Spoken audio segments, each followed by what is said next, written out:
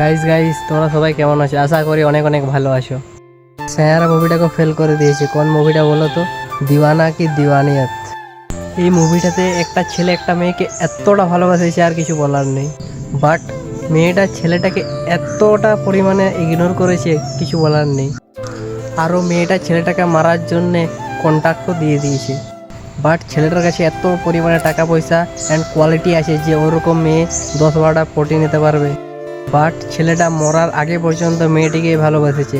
লাস্টকাল মেয়েটা বুঝলো। এই ভিডিওটা সেই বন্ধুকে ট্যাগ করো যারা ওয়ান সাইড লাভার্স।